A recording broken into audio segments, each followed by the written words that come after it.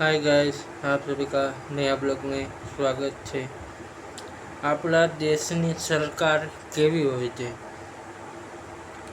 હું તો કહું, આ બધાય બુઢા રહ્યા સરકારમાં, જીતના 70 50 50 60 વર્ષના બધાય ભાજપના હોય, કોંગ્રેસના હોય, જે હોય બધાને કાઢવા જોઈએ. કેમ કે આ દેશ યુવાનો દેશ છે, બુઢાઓનો દેશ નથી. આગળ જતા યુવાનોને દેશ ચલાવવાનો છે. આ બધા તો 10 દિનના 15 દિનના મહેમાન છે. સમજી રહ્યા છો? આપણે ભારતને એક ઊંચી દિશામાં લઈ જવાની પ્રયાસ કરવાનો છે. એટલે આપ सभी राघव चड्ढा जैसे युवा नेता को सपोर्ट कीजिए। मतलब नए नए युवा नेता को सपोर्ट करेंगे तो अपना देश का भविष्य भी सही रहेगा। समझ रहे हो? ये पहले की सोच वाले लोग हिंदू मुस्लिम में ही लड़ते रहेंगे। समझ रहे हो? दूसरा कुछ मुद्दा नहीं है इस लोगों के पास। आप लिए युवा नेता आएगा, देश के बारे में सोचेगा, कुछ काम करेगा, अपना देश को आगे ले जाएगा। समझ रहे हो? देश को आगे ले जाना महत्व का है कि हिंदू मुस्लिम में लड़ने का जरूरी। समझ रहे हो? ये बात नहीं है। देश को आगे बढ़ना देखो।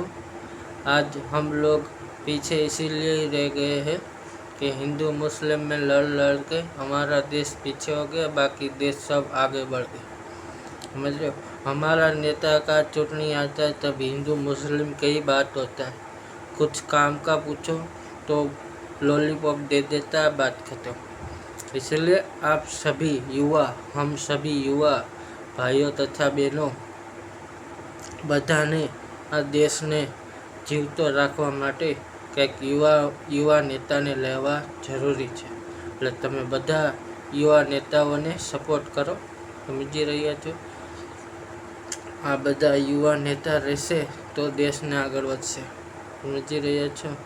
એમાં હું નથી કહેતો બધાય સારા જ હોય, અમુક ખરાબ પણ હોય. સમજી રહ્યા છો? એને હટાવો. આ દેશને સારા અને સારા ભવિષ્ય વિશે સોચો. સમજી રહ્યા છો? તો દેશ આગળ વધશે. નકર આ દેશમાં ખૂબ છે બધાને આ દેશ આગળ વધ્યો, પણ અમુક નેતા કે અમુક પાર્ટીઓ જે પૈસા ખાઈને બેઠી છે ને, એ નો બે. જ્યાં તમને ભ્રષ્ટાચાર દેખાય, જ્યાં તમને ખોટું લાગે, ત્યાં વિડીયો છે, આપણે ફોન છે, વિડીયો ઉતારીને તમે વાયરલ કરી શકો છો. તો આ નેતા કોણ છે? આપણે નેતાને લાવવાવાળા નેતા આપણને કોણ કેમ જવાબ ન દે? એટલે તમને બધાને નમ્ર વિનંતી, જ્યાં ખોટું દેખાય ત્યાં સચ્ચાઈનો સાથ દો. સમજી ગયા?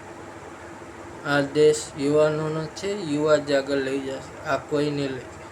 સમજી રહ્યા છો? આ દે ભાવ વધારો આવે છે એ ન આવો. समझी रहे? जय भारत, जय जवान, जय किसान। सभी भाइयों को राम राम।